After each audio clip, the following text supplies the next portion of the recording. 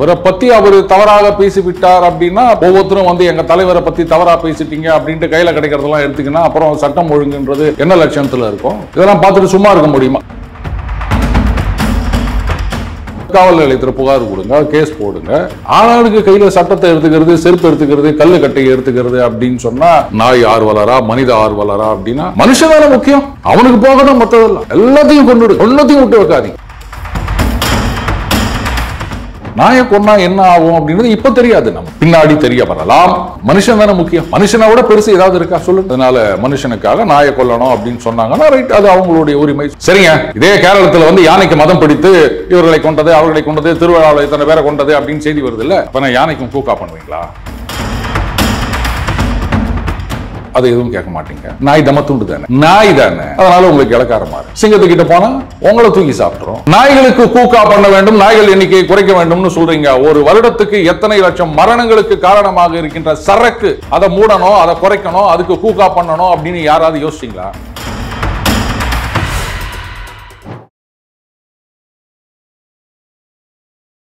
இளைய பாரத நேயர்களுக்கு வணக்கம். இன்னைக்கு நம்ம நேர்காணல நம்ம சிறப்பு விருந்தினர், அரசியல் ஞானி மற்றும் டெய்லி பஞ்ச் ஹீரோ நம்ம அருண் சார் அவர்கள் தான். சார் வணக்கம் சார். வணக்கம் விக்ரம் சார். ஆக்சுவலாக இன்னைக்கு இது அவசரமான நியூஸ் பார்த்தோம் அப்படின்னா, நம்ம ஏர்போர்ட் மூர்த்தி அவர்கள், அதாவது புரட்சி தமிழகம் மற்றும் பரையர் பேரவைத் தலைவராக இருக்கக்கூடியவர் வந்து டிஜிபி அலுவலகத்துக்கு முன்பே வந்து விசிகாவினரால் தாக்கப்பட்டிருக்காரு சார். இது எப்படி பார்க்குறீங்க? ஃபர்ஸ்ட், சட்டம் ஒழுங்கு சிறப்பாக இருக்கின்றது, தமிழகம் அமைதி பூங்காவாக இருக்கின்றது, காவல்துறை சிறப்பாக செயல்படுகின்றது. அவ்வளவுதான். இப்படிதான் சொல்ல முடியுமா சார்? வேற என்ன சொல்றீங்க? இப்போ ஏதாவது கேட்டா உடனே டகால்னு யாராவது ஒருத்தர் வருவாங்க. இதை பாருங்க, இந்த மாதிரி வந்து அடிக்கிறதுன்றது வந்து ரோமானியர் காலத்திலிருந்தே நடந்து கொண்டு வருகின்றது. அதெல்லாம் வந்து ஒவ்வொருத்தருக்கும் ஒரு போலீஸ் பாதுகாப்பு கொடுக்க முடியுமா? ஊபியில் எத்தனை பேர் அடிச்சிருக்காங்க, மாப்பியில் எத்தனை பேர் அடிச்சிருக்காங்க, இப்படிலாம் புள்ளி விவரம் கொண்டு வருவாங்க. வேற என்ன சொல்றீங்க? அதான் பாருங்க, ஒரு இரும்பு கரம் கொண்ட முதல்வர் அவர் வெளிநாடு போயிருக்கார் அப்படின்னும் போது இங்க யாரோ சதி பண்ணியிருக்காங்கன்னு நினைக்கிறேன். அவரது புகழை குலைக்கும் விதமாக. இதுக்கு மேல வேற என்ன சொல்ல முடியும்ன்றீங்க நீங்க? இல்லை சார், இதில் 2-3 விஷயம் பார்க்க முடியுது சார். என்ன அப்படின்னா, ஃபர்ஸ்ட் சொன்ன மாதிரி டிஜிபி அலுவலகம் முன்பே ஒரு போலீஸ்காரரும் கூடவே இருக்கார். இருக்கும்போதே வந்து அவங்க அடிக்கிறாங்க. ரெண்டாவது என்ன, எல்லா கேமராவும் ரெக்கார்ட் ஆகிட்டு இருக்குது. அப்பவுமே அந்த ஆட்கள் வந்து செருப்பை கொண்டு அடிக்கிறாங்க, கல்லை வச்சு அடிக்கிறாங்க. இருந்தாலுமே திருமாவளவன் வாழ்க, விசிக வாழ்க அப்படின்னு கோஷம் வர்றாங்களே, இவ்வளோ அளவுக்கு தைரியமா சார் அவங்களுக்கு? ஒரு ரோட்டில், மெயின் ரோட்டில் சார், அதுவுமே அப்படியேப்பட்ட தலைவருக்கே பாதுகாப்பு இல்லாத போது, இப்போ நியூஸ் சேனலில் வச்சுருக்கவங்க எங்களை மாதிரி ஆங்கர்லாம் இருக்கும்போது, ஓ திருமாவளவன் எதிர்த்து கேள்வி கேட்டியா நீ அப்படின்னு போகும்போது எங்களையும் அட்டாக் பண்ணலாம்ல சார்? இல்லை, 2 விஷயம். எனக்கு வந்து இந்த முதல்வன் படம் தான் ஞாபகம் வருது. கேமரா ஓடிட்டு இருக்கு அப்படின்னும் போது செருப்பு தூக்கி காமிப்பார், அதில் சாணி ஓட்டிட்டு இருக்கோம். அதனால கேமரா ஓடிட்டு இருக்கும் போது அப்படின்லாம் சொல்லாதீங்க. ஏற்கனவே முதல்வன் படத்துல நடந்துச்சு சார். சினிமாவெல்லாம் இங்க சினிமா தான் வாழ்க்கை, அதை நம்பி தானே நம்ம எல்லாம் ஓடினுக்கிறோம். அப்புறம் சினிமாவில் காமிக்கிறத அப்படியே ரியல் லைஃப் அப்படின்னு தான் எடுத்துக்கணும். அடுத்தது, இவரை பத்தி அவர் தவறாக பேசிவிட்டார் அப்படின்னா இப்போ ஹைப்போதட்டிக்கலாக கேட்குறேன், ஒவ்வொருத்தரும் வந்து எங்க தலைவரை பத்தி தவறா பேசிட்டீங்க அப்படின்ட்டு கையில கிடைக்கிறதெல்லாம் எடுத்துக்கினா அப்புறம் சட்டம் ஒழுங்குன்றது என்ன லட்சணத்துல இருக்கும்? இதெல்லாம் பார்த்துட்டு சும்மா இருக்க முடியுமா? அது சரி, வேற என்ன பண்றது? சும்மா தான் இருக்கணும். கமல் ஃபேன்ஸ்லாம் உங்க வீட்டுக்கு முன்னாடி தான் வெயிட் பண்ணிட்டு இருக்கணும் இல்லையா சார்? ஏன் நீயே உசுபேத்தி விட்டுருவா போல இருக்க? நான் அவருடைய பயங்கரமான ஃபெனாட்டிக்னு சொல்லிட்டேன்ல. இது ரொம்பவே தப்பு விக்ரம். அப்படி வந்து அவர் தவறாக பேசியிருக்கின்றார், அவதூறாக பேசியிருக்கின்றார் அப்படின்னு சொன்னா காவல் நிலையத்தில் புகார் கொடுங்க, கேஸ் போடுங்க. சட்டம் ஒழுங்குன்னு ஒன்று இருக்குது, காவல்துறைன்னு ஒன்று இருக்குது, நீதித்துறைன்னு ஒன்று இருக்குது. ஆளாளுக்கு கையில் சட்டத்தை எடுத்துக்கிறது, செருப்பு எடுத்துக்கிறது, கல்லு கட்டையை எடுத்துக்கிறது அப்படின்னு சொன்னால் அப்புறம் அரசாங்கம் பார்த்துட்டு சும்மா இருக்க முடியுமா? சும்மா இருப்பாங்களா இல்லையா அப்படின்னு எனக்கு கேட்காதீங்க. உடனே யாராவது ஒருத்தர் வந்து இதை நாங்கள் கடுமையாக கண்டிக்கிறோம் அப்படின்வாங்க. அதுக்கப்புறம் வந்து அது காவல்துறை தனது நடவடிக்கை எடுக்கும், சட்டம் தன் கடமையை செய்யும் அப்படின்வாங்க. அவ்வளோதான். நம்மளும் வேறு டாபிக் வந்தால் அதை பற்றி பேசிட்டு போயிடுவோம். யாருக்கும் இதில் வந்து எந்த விதமான அக்கறையும் இருக்காது. அடுத்த சம்பவம் நடக்கிற வரைக்கும் இது நமக்கு ஞாபகத்துக்கே வராது. அன்றைக்கி சொல்லுவோம், பார்த்தீங்களா அன்றைக்கே இது மாதிரி நடந்தது அப்படின்னு. எதிர்கட்சிகளும் என்ன பண்ணுவாங்க, அவங்க பாட்டுக்கு இல்லைங்க இன்னும் ஒரு 100 தொகுதி பாக்கி இருக்கு, நாங்கள் அங்கே சுற்றுப்பயணம் போனோம் அப்படின்னு போயிடுவாங்க. யாரும் கேட்க மாட்டாங்க. அண்ணன் ஏர்போர்ட் மூர்த்தி தானே, அப்புறம் என்ன வந்தது அவங்களுக்கு? இப்படித்தான். வேற என்ன பண்ண சொல்றீங்க? என்ன ஆனால் அது நியூஸ்லையுமே பார்க்க முடியுது சார். அதாவது அந்த அட்டாக் பண்ண 4 பேருமே வந்து தப்பி ஓடிவிட்ட நேரமா சார்? இப்போ ஓடுறவங்கள என்னங்க பண்ண முடியும்? ஒரு போலீஸ்னு நீங்கள் வேற சொல்லியிருக்கீங்க. ஒருத்தர் எப்படிங்க 4 பேரை பிடிக்கும்? அந்த வீடியோவில் ஒருத்தர் தான் சார் தெரியாது. இருந்தாலும் டிஜிபி ஆஃபீஸை சுற்றி எத்தனை பேர் இருக்கலாம்? ஏங்க இது சனிக்கிழமைனாலும் வந்து காவல்துறை அலுவலகம்னும் போது அவங்கவுங்களுக்கு வேலை இருக்கும். இவர் வந்திருக்காரு, அவங்க கவனிச்சிருக்க மாட்டாங்க. கவனிச்சிருந்தா அதெல்லாம் விட்டுருப்பாங்களா? என்ன நீங்கள் இது மாதிரிலாம் சொல்கிறீங்க? புதியதாக பொறுப்பு டிஜிபி வேற பதவியேற்று இருக்கின்றார். நீங்கள் இது மாதிரிலாம் வந்து யாரோ குழப்பம் விளைவிப்பதற்காகவே பண்ணுறாங்கன்னு நினைக்கிறேன். யாரோ இன்றைக்கி பிஐகள் வேற போட்டுக்கிறாங்க அப்படின்னு சொல்லியிருக்காங்க. அதனால் இதுக்கு பின்னாடி ஏதாவது வெளிநாட்டு சதி இருக்கா அப்படின்னு நம்ம ஆராயணும். சும்மா நீங்கள் வந்து ஆளுங்கட்சியை குறை சொல்லாதீங்க. இதுக்கு பின்னாடி ஏதோ பெரிய சதி இருக்கின்றது. அது தோண்டி பார்த்தா தான் தெரியும். சார் அடுத்ததான் உங்கள் ஃபேன் கமல், அதாவது அவர் வந்து ஒரு சின்ன பேட்டி, ஒரே ஒரு நிமிஷம் தான், வேற லெவலில் ரீச் ஆகிட்டார் சார். அதாவது இந்த நாய்கள்லாம் வந்து பொதுமக்களை வந்து இடையூறு செய்யுதே அப்படின்னு கேள்விட்டதுக்கு கழுதை பற்றி யாராவது யோசிச்சு பார்த்தீங்களா அப்படின்ற மாதிரி ஒரு பதிலடி கொடுத்துருக்காரு சார். உங்கள் பாணியில் நீங்கள் என்ன சொல்ல விரும்புறீங்க? அதாவது நம்ம அண்ணன் கமல் அவர்கள், அவரு ஒரு வார்த்தை சொன்னால் அதுக்குள்ள 1000 அர்த்தங்கள் இருக்கும். நமக்கு அது புரியறதுக்கு லேட் ஆகும். போதி சுமக்கும் கழுதைகள் எங்கே போயின, நாம் யாராவது கேட்டோமா அப்படின்னு இருக்காரு. எங்கெல்லாம் பக்கத்தில் அந்த ராகவன் காலனி இருக்குல்ல, அங்கே ஒரு பொட்டி கடை பக்கத்தில் ஒரு கழுதை இருக்குது. சமீபத்தில் தான் குட்டி போட்டிருக்கு. அது 3 மாதம் ஆச்சு, இப்போ வளர்ந்துருக்கு. ஆனால் எனக்கு என்ன ஒன்றுன்னா, இந்த கழுதை அப்படின்னாலே நம்ம காது இவ்வளோ பெருசாக போடுவோம். அந்த கழுதைக்கு காது கீழே தொங்கி நிற்குது. அதனால தான் அது முதல்ல அதை பார்க்கும்போது அது கழுதியா எருமாடான்னு எனக்கு டவுட் ஆயிடுச்சு. காது தூக்கின்னு இல்லை, நான் எருமாடுனா கொம்பு இல்லை, இது காது கீழே இருக்குது கழுதைன்னா அப்படின்னு. அப்புறம் கிட்ட அது வேற பயமாகுது, எட்டி உதைக்குமோ அப்படின்னு. அது அப்புறம் தான் அது கழுதை அப்படின்னு தெரிஞ்சது. இன்னும் இருக்குது அவங்க வீட்டில் அந்த கழுதை. சப்போஸ் யாராவது வேணும்னா அங்கே போய் பார்த்துக்கலாம். ஆனால் அதில் சொல்ல வந்த அர்த்தங்கள் 1000 இருக்கின்றது விக்ரம். இப்போ இப்படி கூட பார்க்கலாம். ஹீரோக்களை ஹீரோயின்களை வைத்து படம் தயாரிக்கும் தயாரிப்பாளர்கள் பல பேர் ஒன்றுமே இல்லாமல் ஓடி போயிட்டாங்க நஷ்டத்தில். அவங்கெல்லாம் எங்கே அப்படின்னு எந்த ஹீரோக்கள் அது கவலைப்பட்டிருக்காங்களா? அதே மாதிரி ஒரு படம் அப்படின்னா ஹீரோ ஹீரோயின் டைரக்டர் மட்டும் இல்லை, ஏராளமான தொழில்நுட்ப கலைஞர்கள் துணை நடிகர்கள் அப்படின்னு 1000கணக்கில் பணிபுரிகின்றார்கள். ஆனால் அவங்களெல்லாம் பற்றி யாராவது யோசிச்சு பார்த்தோமா? படம் ஓடினாலும் ஓடாட்டாலும் ஹீரோக்களுக்கு கோடி கோடியாக முன்னாடியே சம்பளம் கொடுத்துருவாங்க. அந்த சம்பளம் பாக்கி இருந்தால் டப்பிங் பேசக்கூட வரமாட்டாங்க. என்ன யாராவது கூப்பிடுவாங்களா அப்படின்லாம் இருக்குது. ஆனால் இந்த துணை நடிகர்கள் அவங்களுடைய லைஃப்பை பற்றி யாராவது யோசிச்சு பார்த்தீங்களா? ஒரே படத்தில் ஒரு பெரிய சென்சேஷன் ஆனார் ஒருத்தர். ஆனால் கடைசியில் வறுமையில் ஆட்டோலியே செத்து கிடந்தார் அப்படின்றதையும் நம்ம பார்க்குறோம். எத்தனையோ நடிகர்கள், ஒரு காலத்தில் பெரிதாக பேசப்பட்ட நடிகர்கள் இன்னைக்கு ஒன்றுமே இல்லாமல் வறுமையில் வாடிக்கொண்டிருக்கின்றார்கள். எல்லாம் துணை நடிகர்கள், கேரக்டர் ஆர்டிஸ்ட்டு அப்படின்னு வரவங்க. அவங்கள பற்றி யாராவது யோசிச்சு பார்த்துருக்கீங்களா? ஒரு படம் ஓடுது ஓடலை அப்படின்னா ப்ரொடியூசருக்கு தான் அது முக்கியம். ஏன்னா அவர் போட்ட காசை எடுக்கணும். எடுக்கலை அப்படின்னா முடிஞ்சு போச்சு. அதுக்கப்புறம் படம் தயாரிக்க முடியாது. அதுக்கப்புறம் இதையே நம்பி இருக்கின்ற 1000கணக்கான நபர்கள், அவங்களுடைய வாழ்க்கை என்ன ஆச்சு? இந்த கதை திரைக்கதை வசனம் டைரக்ஷன் ஒரு படம் எடுத்திருப்பாங்க. அதில் தம்பி ராமையா ரொம்ப அழகாக பண்ணியிருப்பார். ஒரே ஷாட்டு, லென்த்தி ஷாட்டு. இந்த சினிமா அப்படின்னு நம்பி பொண்ணுக்கு கல்யாணம் பண்ண கூட முடியாமல் வக்கத்து நிற்கிறான்டா, போங்கடா நீங்களும் இதை நம்பி இது பண்ணாதீங்கடா அப்படின்வாரு. நம்ம எல்லாம் என்ன நினைக்கிறோம் பாருங்க, நாங்கள் வந்து வாடகை கொடுக்க பயந்துக்கின்னு நைட்டு வந்து செவிரேறி குச்சி வந்து தங்குவோம், டீ குடிச்சிட்டே இது பண்ணோம், அப்படி வந்து நாங்கள் சக்ஸஸ் ஆகிருக்கோம் அப்படின்னும் போது எல்லாருக்கும் அது ஒரு கிரேஸ் ஆகிடுது. பற்றி அவ்வளோலாம் கஷ்டப்பட்டா நம்மளும் பெரிய ஆளாகலாம் அப்படின்னு. ஆனால் பெரிய அளவுக்கு வந்த ஒவ்வொரு நட்சத்திரத்துக்கும் பின்னாலும் ஒண்ணுமே இல்லாம வாழ்க்கையை தொலைச்சிட்டு நிற்கிற ஆயிரக்கணக்கான எரி நட்சத்திரங்கள் இருக்கின்றதை நம்ம பார்க்க மாட்டேங்கிறோம். சரி, அதாவது அண்ணன் சீமான் அவர்கள் மட்டும்தான் குரல் கொடுத்திருக்காரு. இந்த வெளிநாட்டு நாயினங்கள்லாம் வீட்டுக்குள்ள வந்ததுனால நம்ம நாட்டு நாயினங்கள்லாம் வந்து தெரு நாய் ஆயிடுச்சு அப்படின்னு இருக்காரு. இப்போ அந்த நாய்களுக்கெல்லாம் வந்து கூக்கா ஆப்ரேஷன் பண்ணணும் அப்படின்றாங்க. அந்த ரேபிஸ் ரேபிஸ் தடுப்பூசி போடணும் அப்படின்னு சொல்கிறாங்க. இதில் சில பேர் வந்து கொன்னுடுங்க அப்படின்றாங்க. சரி, என்ன ஒன்றா செய்யுங்க, அதில் எந்த கருத்தும் சொல்லலை. நாய் ஆர்வலரா மனித ஆர்வலரா அப்படின்னா மனுஷன் தானே முக்கியம்.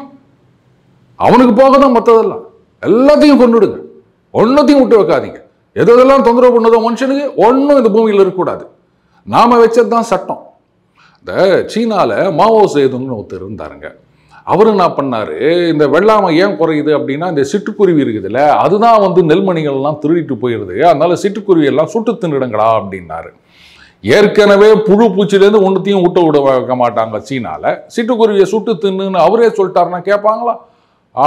துரத்தி சிட்டுக்குருவி எல்லாம் சுட்டு தின்னானுங்க. மாபெரும் பஞ்சம் வந்து கோடிக்கணக்கில் செத்து போனாங்க. சார் நாயத்தின் கொன்னா என்ன ஆகும் அப்படின்லாம் கேட்காதீங்க. கரெக்ட், நாயை கொன்னா என்ன ஆகும் அப்படின்றது இப்போ தெரியாது, நமக்கு பின்னாடி தெரிய வரலாம். அது மட்டும் இது தெரிஞ்சால் மட்டும் என்ன அப்போ? மனுஷன் தானே முக்கியம். மனுஷனை விட பெருசு ஏதாவது இருக்கா சொல்லுங்க. அதனால மனுஷனுக்காக நாயை கொல்லணும் அப்படின்னு சொன்னாங்கன்னா ரைட், அது அவங்களுடைய உரிமை, சொல்லிட்டு போட்டோம். நான் அதெல்லாம் கேள்வி கேட்க வரல, அது அவங்க சௌகரியம். ஆனால் இப்போ இன்னைக்கு இந்த தெருநாய் அப்படின்ற சொல்கின்ற நாய்களை எல்லாம் நாம் வந்து அப்புறப்படுத்தி விட்டோம், இல்லை இவங்க சில பேர் கேட்குற மாதிரி கொன்று விட்டோம் அப்படின்னு வச்சுக்கோங்களேன். அதுக்கப்புறமா வந்து நம்ம நாய் வளர்க்கணும் அப்படின்னு நினச்சா பொமரேனியன், பிட்புல்லு, டேஷ் அண்டா, அப்புறம் என்னென்னவோ சொல்கிறாங்க, அப்புறம் ராட் வீலரு, இந்த மாதிரி வெளிநாட்டு நாய் இனங்கள் தான். ஏன்னா அதைத்தானே வந்து கடைகளில் விற்பாங்க. நம்ம ஊர் நாயை வளர்த்து விற்பாங்க, அதுக்கு யார் எவ்வளோ காசு கொடுக்க போகிறாங்க? அப்போ வெளிநாட்டு நாய் இனங்கள் மட்டும்தான் இங்கே இருக்கும், நம்ம நாட்டுக்கே சொந்தமான நாய் இனங்களை நம்ம பார்க்க முடியாது. என்னப்போ தாய்மொழி தமிழையே நம்ம வந்து கெட் அவுட்டு அப்படின்னு சொல்லிட்டு ஆங்கிலத்துக்கு கட் அவுட்டு வச்சுக்கின்னு ஆங்கிலம் கலப்பு இல்லாமல் இன்னைக்கு யாராலையாவது பேச முடியுமா? இன்னைக்கு இருக்கின்ற தலைமுறையினர் வந்து எனக்கு தமிழ் பேச தெரியுங்க, அது போதும், நான் எதுக்கு எழுத படிக்க தெரிஞ்சுக்கணும், இங்கிலீஷை வச்சு ஐ கேன் மேனேஜ், எனக்கு வேலை அப்படின்னா எனக்கு இங்கிலீஷ் தான் சோறு போடுது, நான் ஏன் தமிழ் எழுத படிக்க கற்றுக்கணும் அப்படின்னு சொல்கிறவங்க அதிகமாயிட்டாங்க. தாய்மொழியையே தள்ளி வச்சுட்டோம், அப்புறம் தானே வந்து நாட்டு நாயை பற்றி நம்ம கவலைப்படுறது. போகட்டும், விடுங்க, அது ஒன்றும் பெரிய விஷயம் இல்லை. ஆனால் நான் வந்து இப்போ மனித ஆர்வலராக ஒரு கேள்வி கேட்குறேன். இப்போ இந்த நாய்க்கடியினால் வந்து ஒரு சில ஆயிரங்கள் அப்படின்னு அரசு தகவல் கூறுகின்றது. ஆனால் அந்த உலக சுகாதார நிறுவனம் வந்து 20,000 மரணங்கள் நிகழ்கின்றன அப்படின்னு சொன்னதா சொல்கிறாங்க ஒரு வருடத்துக்கு. அதே மாதிரி இந்த உலக சுகாதார நிறுவனம் தரவுகள் படியே பார்த்தீங்கன்னா இதே மாதிரி ஒரு வருடத்துக்கு இன்னொரு கடியினாலையும் ஆயிரக்கணக்கான பேர் வந்து இறந்து போகின்றனர், லட்சக்கணக்கான பேர் வந்து பாதிக்கப்படுகின்றனர். அதையும் பிடிச்சி உள்ளே போடணும், இல்லை அதுக்கு கூக்கா பண்ணணும், இல்லை அதை வந்து கொல்லணும் அப்படின்னு யாராவது குரல் கொடுத்தீங்கன்னா நல்லா இருக்கும். விக்ரம், என்ன என்ன மிருகம் சார்? அப்படிப்பட்ட மிருகம் கொசு. கொசு அதனால எத்தனை பேர் பாதிக்கப்படுறாங்க? அதாவது கொசு கடின்றது ஒரு பக்கம், அது கடிக்காம இருக்கணும் அப்படின்றதுக்காக என்னென்னவோ லிக்விடு மேட்டு அது இது அப்படின்னு சொல்லிட்டு சொருகி வைக்கிறோம். அதில் ஏதோ ஒரு கெமிக்கல் இருக்குது அப்படின்றாங்க. அதை சுவாசிச்சா கொசு சாகும்போது நமக்கு வந்து வேற எதுவும் டேமேஜ் பண்ணாதா? அது மனிதர்களுக்கு வந்து பாதிப்பை விளைவிக்கும் அப்படின்லாம் வேற சொல்றாங்க. இப்போ என்னடானா இந்த கொசு ஊதுவத்தி, சாமிக்கு தான் நம்ம ஊதுவத்தி கொளுத்துவோம், இப்போ கொசுக்கு ஊதுவத்தி கொளுத்த வேண்டியதாகுது. அந்த கொசு ஊதுவத்தியில் இப்போ சமீபத்தில் ஒரு விளம்பரம் பார்த்தேன், இதை பாருங்க, இந்தந்த ஊதுவத்திலாம் வந்து உழவுல விஷத்தன்மை உடையது, இது மட்டும்தான் வந்து ஹெர்பல் பேஸ்டு, அதனால அதையெல்லாம் நீங்கள் உபயோகப்படுத்திங்கன்னா உங்களுக்கு இது வரும் அப்படின்னு சொல்றாங்க. இதில் வந்து ஏழை எளிய ஜனங்களுக்கு வந்து கொசு தொல்லை பயங்கரமாக இருக்கும். அவங்களுக்கெல்லாம் இதெல்லாம் தெரியுமா? எதையோ வாங்கி வச்சு அவங்களுக்கு அவங்களே வந்து அவங்க கெடுதலை விளைவித்துக் கொள்கின்றார்கள். இதுக்கே யாரும் குரல் கொடுக்க மாட்டேங்கிறீங்க. சரிங்க, இதே கேரளத்தில் வந்து யானைக்கு மதம் பிடித்து இவர்களை கொண்டது அவர்களை கொண்டது, திருவிழாவில் இத்தனை பேரை கொண்டது அப்படின்னு செய்தி வருது இல்லை? அப்போ நான் யானைக்கும் கூக்கா பண்ணுவீங்களா? சிறுத்தை வந்து தூக்கி சென்றது குழந்தையை, கரடி அடித்தது வச்சிருக்கேன், சமீபத்தில் வந்த நியூஸ் ஐட்டமே வச்சிருக்கேன் நான். இதுக்கெல்லாம் என்ன பண்ண போறீங்க? அதெல்லாம் பெருசாக இருந்ததுன்னா அதை எதுவும் கேட்க மாட்டீங்க. நாய் தமத்துண்டு தானே, நாய் தானே, அதனால உங்களுக்கு இலக்காரமாக இருக்கு. சிங்கத்துக்கிட்ட போனால் உங்களை தூக்கி சாப்பிட்றோம், அதனால அதை எதுவும் பண்ண மாட்டீங்க. அப்படி வச்சுக்கலாமா? சரி விடுங்க. அதாவது ஒரு தீவு, அந்த தீவில் வந்து டூடு அப்படின்னு ஒரு பறவை, டெட் ஆஸ் எ டூடு அப்படின்னு வேற ஒன்று சொல்லுவாங்க. அது கிட்டத்தட்ட ஒரு வாத்து மாதிரி இருக்கும் அப்படின்னு வச்சுக்கோங்களேன். அந்த தீவில் மனித நடமாட்டமே கிடையாது. அப்போ ஒரு கப்பல் வந்து இறங்கி இருக்குது, அங்கே இருக்க செயிலர்ஸ்லாம் வந்து பார்த்துருக்காங்க. இது வந்து மனுஷனா யாருன்னு தெரியலன்னா அது பாட்டுக்கு ரொம்ப சாதுவாக பக்கத்தில் வந்து நின்றுருக்குது. நம்ம அங்கே சும்மா விடுவாங்களா? சூப்பராக இருக்குதுரா அப்படின்னு சொல்லிட்டு வறுத்து தின்னு போட்டானுங்க. அதுக்கப்புறம் வரவங்களாம் இந்த இதில் ஒரு பறவை இருக்குது, சூப்பராக இருக்குது, வாத்து மாதிரி இருக்குது அப்படின்னோடனே ஒட்டுக்கா அதை வந்து சாப்பிட்டு முடிச்சிட்டானுங்க. அது பூண்டோடு அடிக்கப்பட்டது. அதுக்கப்புறமா தான் பார்த்தா அங்கே நம்ம தேக்கு மரம் மாதிரி ஒரு பெரிய மரம் இருக்குது. அந்த மரம் சுத்தமாக நின்று போச்சு, அதுக்கப்புறம் முளைக்கவே இல்லை.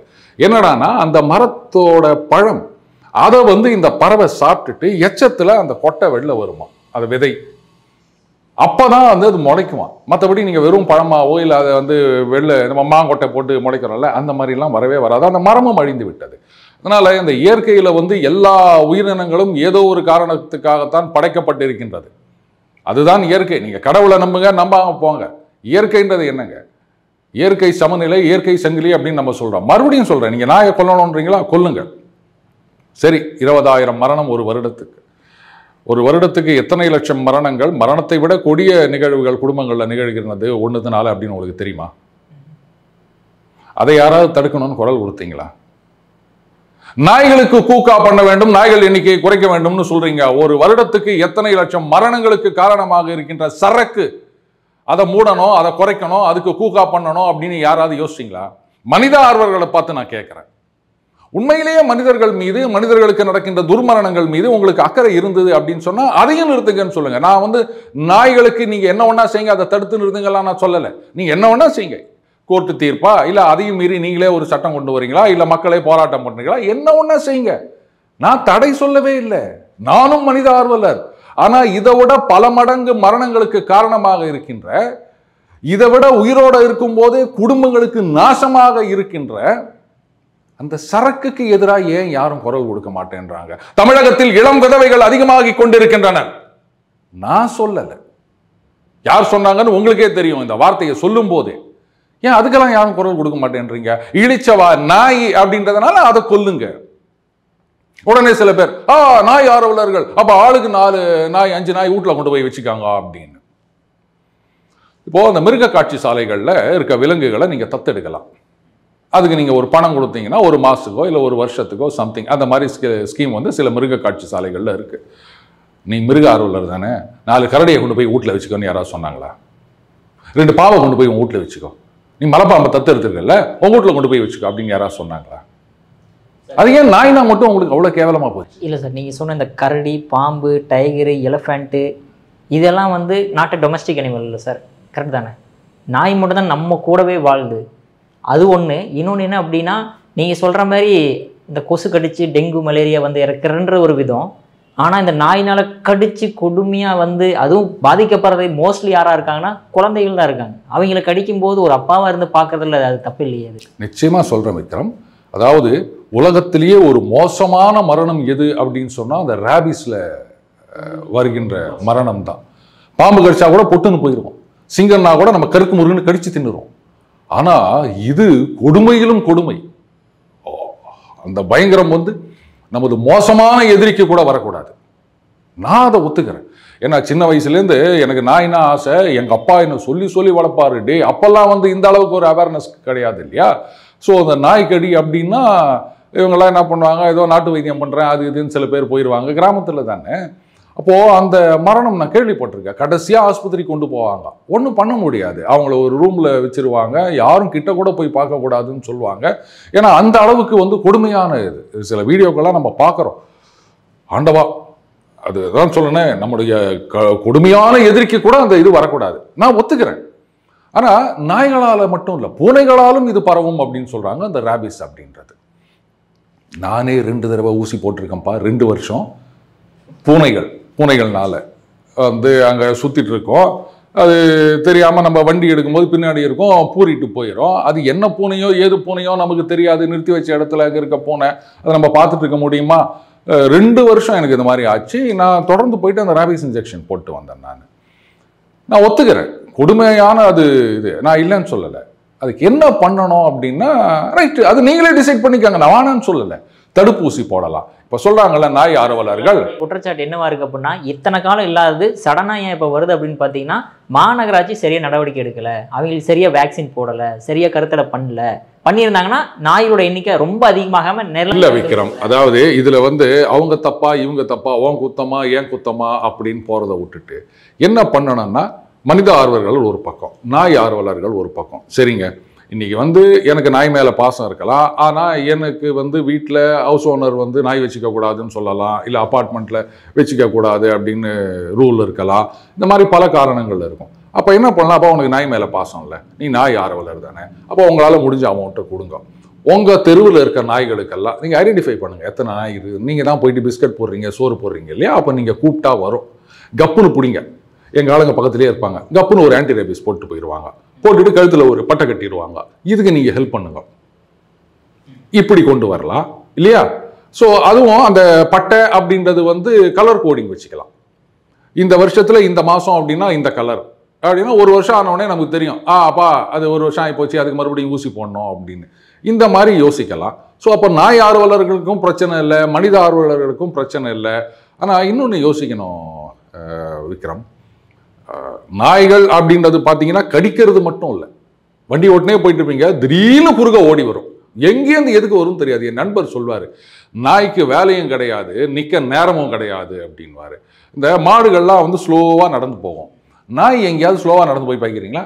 ஏதோ இங்கே தான் அவசரமாக கடையில் போயிட்டு 1 கிலோ தக்காளி வாங்கிட்டு வர மாதிரி கடகடன்னு ஓடும். அது அங்கே போயிட்டு அங்கே போய் நிற்கும். நின்றுட்டு அதுக்கப்புறம் கடகடன்னு அங்கேருந்து இங்கே ஓடி வரும். இதெல்லாம் கவலையே படாது. அவன் ஆறு நடிக்கிறானா, நீ என்னோட அடிச்சுட்டு போயிட்டீங்க ஏன் ரோடு அப்படின்னு குறுக்க ஓடும். நம்ம அது மேலே வந்து ஏற்றாமல் இருக்கணுன்றதுக்காக குண்டக்க மண்டக்க பிரேக்கை போடுவோம், இல்லைன்னா அது மேலே ஏற்றுவோம். அது வந்து கொஞ்சம் வழிவழு தப்பிச்சிரும், நம்ம கீழே விழுந்து கை காலை உடச்சுப்போம். ஆமாம். ஸோ இது ஒரு பக்கம் இருக்கின்றது. ஆனால் அதுக்கப்புறம் சில சமயங்களில் பார்த்தீங்கன்னா ஒரு சில வண்டிகள், நான் என் ஃப்ரெண்டு வீட்டுக்கு போகும்போது சொல்லுவான், என்ன வண்டியில் இருந்திருக்கு, புல்லட்னா, ஐயோ நீ செத்த அப்படின்வான். அந்த தெருவில் இருக்க ஒரு நாய் புல்லட்டில் போகிறவங்கள மட்டும் துரத்தி கடிக்க வரும்.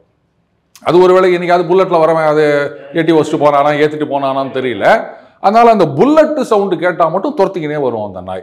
அதே மாதிரி நானே கூட சில சமயங்களில் வரும்போது சும்மா தான் இருக்கும் அந்த நாய். திடீர்னு என்ன நினைக்கிறதோ தெரியல, ஏதாவது ஒரு வண்டியை துரத்திட்டு போகும், என் வண்டியும் வந்து துரத்திட்டு வரும் நான் போகும்போது. சில சமயங்களில் அது மாதிரி நடந்திருக்கு. ஸோ கடி மட்டும் இல்லை, இந்த மாதிரி பல விதங்களில் நாயால் உங்களுக்கு பிரச்சனை வருது. ஆனால் இப்போது நம்ம சில வீடியோக்கள்லாம் பார்க்குறோம், நாய்கள்லாம் கூட்டமாக வந்து குழந்தைகளை கடிக்கிறது அப்படின்றது. இதுதான் வந்து எனக்கு விசித்திரமாக இருக்குது. இந்த மாதிரி வந்து நம்ம பார்த்ததில்லை. ஒரு நாய் கத்தினா கூட உடனே மற்ற நாய்கள்லாம் வந்து சேர்ந்து கத்தும். மற்றபடி சேர்ந்து தாக்குவது அப்படின்றது இப்போ ரீசன்ட் ஃபெனாமெனாவா. அதான் சார், அதுதான் கேள்வியா இருக்குது. இப்போ திருவனந்தபுரத்தில் இது மாதிரி நடந்தது. ஒரு டீச்சர்னு நினைக்கிறேன், அவங்க இது மாதிரி தான் போகும்போது சுற்றி அந்த ஒரு குப்பை மேட்டில் இருக்க நாய்கள்லாம் சேர்ந்து அவங்கள கடிச்சு கொதறிச்சு அப்படின்னு படித்தோம். அப்போவே எனக்கு ஒரு பெரிய கேள்வியாக இருந்தது, எப்படி இந்த பேக் ஆஃப் புல்ஸ் அப்படின்னு சொல்லுவாங்க, ஓநாய்கள் தான் இப்படி கும்பலாக வந்து இது பண்ணும். நாய்கள் இந்த மாதிரி இங்கே இது வரைக்கும் பண்ணதில்லை. ஏன் இந்த மாதிரி பண்ணுது? இதுதான் இப்போ கேள்வியாக இருக்குது. ஒருவேளை வந்து இந்த பிளாஸ்டிக்கெல்லாம் இப்போ கடிச்சு தின்றது, அது ஏதாவது இப்போ மாடுகள்லாம் பார்த்தீங்கன்னா அப்படியே எனக்கு கண்ணில் ரத்த கண்ணீர் வருதுங்க. பல இடங்களில் பார்க்குறேன், அப்படியே குப்பை மேடுகளில் காத்து கிடக்குதுங்க. நம்ம ஆளுங்களும் இந்த பிளாஸ்டிக் இதை தவிர வேறு எதுவுமே தெரியாது. அப்படியே கொண்டாந்து குப்பை தொட்டிக்குள்ளே போடாமல் தபால்னு குப்பை தொட்டியை சுற்றி போட்டு போகிறது. குப்பை தொட்டியில் இவ்வளோ இருக்கும், குப்பை தொட்டியை சுற்றி வெளில இவ்வளோ இருக்கும் பிளாஸ்டிக் கவர். பிளாஸ்டிக் கவரெல்லாம் யூஸ் பண்ணாதீங்கன்னா யாரும் கேட்குறது கிடையாது. நம்ம அப்படியே தூக்கி போட்டு போயிடுவோம். இந்த பிளாஸ்டிக்கை தின்னுகின்றன, அது உள்ள போய் ஜீரணமாகாம அப்படியே அடைச்சிக்கின்னு அந்த மாடுகள்லாம் எவ்வளோ வேதனையை அனுபவிக்குது தெரியுமா? கடல்ல இருக்க திமிங்கினங்கள், எந்த மாதிரி மீன் இனங்கள், அதுங்க வயிற்றுலேருந்து பிளாஸ்டிக் எடுக்கிறாங்க. அப்படியே நம்ம குப்பையை போட்டு போடுறோம், அதுங்க ஏதோ நினச்சி முழுங்கி போடுதுங்க. அது உள்ள போய் பிளாஸ்டிக் இருந்துக்குது, அது ஜீரணமாகாது. கல்லைத்தான் மண்ணைத்தான் காய்ச்சித்தான் குடிக்கத்தான் சொன்னானா அப்படின்ற மாதிரி இனிமேல் பிளாஸ்டிக் நம்ம ஒவ்வொருத்தர் உடம்புலையும் இப்போ அந்த மைக்ரோ பிளாஸ்டிக் ஊடுருவி வைக்கின்றது அப்படின்னு சொல்றாங்க. அதை ஒண்ணுமே பண்ண முடியாது. ஏன்னா நெருப்புல காமிச்சா பிளாஸ்டிக் உருகும், அதுக்காக கையை கொண்டு போய் காமிக்க முடியுமா இங்க இருக்க பிளாஸ்டிக் உருகட்டும் அப்படின்னு? பைத்தியக்காரத்தனமா இல்லையா? அடுத்தது இன்னைக்கு வந்து இந்த ஃபுட் டெலிவரி அப்படின்னு எல்லாம் பிளாஸ்டிக்ல தான். இன்னும் சில பேர், அதுவும் அந்த ஏழை எளிய மக்கள் தான் ரொம்ப பாதிக்கப்படுகின்றார்கள். டீ கடையில் போயிட்டு காப்பி வாங்கிட்டு வரணும் அப்படின்றாங்க, பார்த்தா பிளாஸ்டிக் கவரில் போட்டு கொடுக்குறாங்க. சுட சுட காப்பி டீ அதில் ஊற்றினா என்னங்க ஆவறது? நான் என்ன சொல்கிறேன்னா, அது பாருங்க, பிளாஸ்டிக்கை தடை பண்ணிட்டோம், பிளாஸ்டிக் கவர் உபயோகப்படுத்தக்கூடாது அப்படின்னு சொல்கிறோம். ஆனாலும் உபயோகத்தில் இருக்குது அப்படின்றத நம்ம பார்க்குறோம். என்ன பண்ணுங்க, பிளாஸ்டிக்கை ஒழிக்க முடியாது. அதுக்கு பதிலாக பயோடிகிரேடபிள் பிளாஸ்டிக்னு இப்போ வந்துருச்சுங்க. இனிமே எல்லாம் அதில் தான் தயாரிக்கணும்னு ஒரு சட்டம் போடுங்களேன். சாதா பிளாஸ்டிக் உபயோகப்படும். உனக்கு என்ன பிளாஸ்டிக் தானே வேணும் சார், இதான் சார் கன்வீனியன்ட்டாக இருக்குது, எனக்கு காப்பி வாங்கணும், இல்லை வந்து நான் சாப்பாடு பேக் பண்ணணும்னா இதுதான், நான் வந்து ஏர்சொல் டப்பாலே அவன் கொடுக்க முடியும் அப்படின்னு கேட்குறீங்க. சரி, அப்போ அதே மாதிரி இந்த பயோடிகிரேடபிள் பிளாஸ்டிக்ல பண்ணுங்க. அப்படி ஒரு சட்டம் கொண்டு வரலாம்ல. அப்போ பிளாஸ்டிக் யூசேஜும் ஆச்சு, அதே சமயத்தில் சுற்றுச்சூழலையும் கெடுக்காது. அதையும் கொஞ்சம் யோசிக்கலாம்ல. இப்போ சமீபத்தில் பார்த்தீங்கன்னா இந்த தேங்காய் நார் இருக்குல்ல, அந்த தேங்காய் நாரில் 20% மட்டும் தான் நம்ம யூஸ் பண்ணுறோமா, 80% வந்து நம்ம சீனாவுக்கு எக்ஸ்போர்ட் பண்ணுறோமா. தேங்காய் நாரை வச்சு அவன் என்னடா பண்ணுறான் அப்படின்னா என்னென்னவோ பண்ணுறான் அவன். இப்போ தமிழக அரசாங்கத்தில் வந்து 10 கோடி செலவில் வந்து ஆராய்ச்சிலாம் பண்ணிட்டு இருக்காங்க. அந்த தேங்காய் நாரை வந்து பிளாஸ்டிக்கு பதிலாக அதில் பண்ண முடியுமா அப்படின்னு. இதெல்லாம் வந்து துரிதப்படுத்த வேண்டும், பெரிய அளவில் கொண்டு போனோம், இந்த பிளாஸ்டிக்கை ஒழிக்கணும். அடுத்தது இந்த நாய்களுக்குள்ள இருக்கின்ற அந்த மாற்றம் எதனால அப்படின்றத பார்க்கணும். அண்டு இந்த மாதிரி இந்த ராபிஸ் ஊசி அப்படின்றத அந்த கலர் கோடிங் அந்த மாதிரி வச்சு நாய் ஆர்வலர்களை கூப்பிட்டுக்காங்க. வா, உனக்கு நாய் தானே முக்கியம், நீ சோறு போடுறல, அப்போ அப்படியே கூப்பிடு, உன் பக்கத்தில் வந்து நிற்கும், அப்படியே தடவை குத்தினு கப்புன்னு பிடிச்சிக்க, நான் ஒரு ஊசியை குத்திடுறேன். இந்த மாதிரி வந்து இன்னோவேட்டிவாக யோசிக்கணும். ரைட், வந்து எனக்கு மனுஷன் தான் முக்கியம், நாங்கள் கொல்ல போகிறோம்னா ரைட்டு கொண்டுட்டு போங்க. அதே மாதிரி மனுஷனை கொள்கின்ற எல்லா விஷயத்துக்கும் கொஞ்சம் குரல் கொடுங்கன்னு தான் நான் கேட்குறேன். நான் வந்து நீங்கள் நாயை எதுவுமே பண்ணாதீங்க நான் சொல்லவே இல்லைப்பா. ஏன்னா நாயை என் வீட்டில் கொண்டு போய் வச்சுக்க முடியாது, ஹவுஸ் ஓனருக்கு சத்தம் போடுவார். அதனால் நான் சொல்கிறதுக்கு எந்த விதமான உரிமையும் கிடையாது. அட்லீஸ்ட் ஒரு நாயை என் வீட்டுக்குள்ளே வச்சுக்க முடியும்னா கூட நான் குரல் கொடுக்கலாம். என்னால் முடியாது அப்படின் போது மற்றவங்க படுற கஷ்டத்தை ஆஹா அதெல்லாம் முடியாது அப்படின்லாம் நான் சொல்ல முடியாது. பண்ணுங்க. ஆனால் அதே மாதிரி எல்லாத்துக்கும் கொஞ்சம் குரல் கொடுத்தீங்கன்னா நல்லாயிருக்கும். அப்போ தான் உண்மையான மனித ஆர்வலர்னு சொல்ல முடியும். நாய் ஆர்வலராக இருந்தாலுமே மனுஷங்களை பார்க்கும்போது நம்ம சும்மா இருக்கணும் போது அப்போ மனித ஆர்வலர்கள் நிஜமாகவே மனுஷனுக்காக குரல் கொடுக்கணும்னு கேட்குறேன், வேற ஒன்றும் இல்லை. நியாயமான கேள்வியாகப்படுது சார். சார் அடுத்த நம்ம பாலிடிக்ஸ் போனோம் அப்படின்னா திடீர்னு செங்கோட்டையன் அவர்கள் அன்றைக்கு வந்து 10 நாள் கெடு வச்சிருக்காரு சார். இதுக்கு எடப்பாடி பழனிசாமியோட ரியாக்ஷன் என்னவா இருக்கும்னு நினைக்கிறீங்க நீங்கள்? என்னவாங்க இருக்குங்க நீங்கள் சொல்லுங்கள். இப்போ அவர் 10 நாள் கெடு கொடுத்துட்டாரு, நான் 9வது நாள் வந்து சேர்த்துக்கிறேன் அப்படின்னு சொன்னால் ஆலோசனை கூட்டவர் போட்டிருக்காரு சார் எடப்பாடி. இல்லை, he will be considered as a weak leader. ஊழலாக இருந்தால் கூட தமிழக மக்கள் உலகம் முழுக்குமே ஊழலோட பொறுத்துப்பாங்க. ஆனால் ஸ்ட்ராங் லீடர் தான் வேணும் அப்படின்னு சொல்லுவாங்க. இதுதான் வந்து அரசியல். அப்படி இருந்துச்சு வந்து ஒரு கெடு குத்துட்டார் அப்படின்றதுக்காக 10வது நாள் அந்த கெடு முடிகிற இன்னும் 5 நிமிஷம் இருக்கு நான் சேர்த்துக்கிறேன் அப்படின்னு முடியுமா? நல்லா இருக்குமா அது? சரி, அப்படி சேர்த்துக்கலன்னா என்ன பண்ண போறாரு? அது சேர்த்துக்கலாம் தான் வந்து யார் யாரை சேர்த்துக்கலாம் நாங்களா ஒன்றிணைவோம்ன்ற மாதிரி சொல்றாரு சார். ஒன்றிணைஞ்சு என்ன பண்ண போறீங்க? இபிஎஸ்க்கு எகெயின்ஸ்ட் அதை வேலை பார்த்துட்டாங்க சார். போன தடவை 2% தோத்துட்டார் எடப்பாடி பழனிசாமி அவர்கள் சிஎம். இல்லை, இப்போ நீங்க வந்து எல்லாரும் வந்து ஒன்றிணைய போறீங்க அப்படின்னா யார் யாரெல்லாம் ஒன்றிணைய போறீங்க? அன்றைக்கு வந்து எம்ஜிஆர் அவர்கள் அண்ணா திமுக அந்த கட்சி உதயமானது எம்ஜிஆர் வெளில வந்த பிறகு. இப்போ இப்படி அண்ணாவை வைத்து இல்லை, அந்த அண்ணா அது ஏற்கனவே கட்சி ஆரம்பிச்சிட்டாங்க, நீங்கள் வேற எதுவும் வச்சுக்காதீங்க. என்ன பண்ண போகிறாங்க? கட்சி ஆரம்பித்தா அப்போ அதனால் வந்து யாருக்கு லாபம்? இவங்க தனியாக வந்து நாங்கள் வந்து ஒரு போட்டி அதிமுக ஆரம்பிக்கிறோம், இல்லை ஒருங்கிணைப்பு குழு அண்ணன் ஓபிஎஸ் சொல்கிற மாதிரி இப்படி ஏதோ ஒரு பேச்சில் இல்லை ஒரு அமமுக அதையே வந்து எல்லாரும் ஒன்று சேர்றாங்க அப்படின்னு வச்சுக்கோங்களேன். அப்போ என்ன அதிமுக வாக்குகள்லாம் இந்த பக்கம் வந்துட போதா? திமுக வரக்கூடாது, எடப்பாடி சிஎம் ஆகணும் அப்படின்னு சொல்கிறீங்க. அப்படி உடச்சிக்கின்னு வெளில வந்தால் மட்டும் எப்படி ஆக முடியும்? சரி, இப்போ எடப்பாடி அவர்கள் வந்து டிடிவி சசிகலா அவர்களை சேர்க்கணும் அப்படின்றீங்க. அது இன்னைக்கு தான் தெரிஞ்சுதா? பாராளுமன்ற தேர்தல் முடிஞ்சே இவ்வளோ நாளை போச்சு இல்லை? அவர் சொல்றாரு, பழனிசாமி அவர்களே வந்து ஜெயலலிதா அவர்களால் நீக்கப்பட்டவர். சசிகலா அவர்கள் பேப்பரில் விளம்பரம் வந்ததுன்னு நினைக்கிறேன், ஞாபகம் இருக்கா? இவர்களோடு வந்து எந்த விதமான எதுவும் வச்சுக்கக்கூடாது. அதுக்கப்புறம் மறுபடியும் சேர்த்துக்கினாங்க. அப்போ அவங்கள சேர்த்துக்கின்னு என்ன பண்ண போகிறீங்க நீங்கள்? இப்போ அவங்கெல்லாம் வந்து ரைட்டுங்க நாங்கள் வந்து கட்சியின் ஒரு அடிப்படை உறுப்பினர் அப்படின்னு வர போகிறாங்களா? தேவையில்லாத குழப்பத்தை தான் உண்டாக்கும். அது 21 ஓபிஎஸ் வந்து அதிமுகவில் தானே இருந்தார். அப்போ 21 தென் மாவட்டங்களில் என்ன இருந்தது? இப்போ அவர் போனதுனால மட்டும் என்ன ஆகிட போகுது? சார், ராமநாதபுரத்தில் பாஜக ஆதரவு.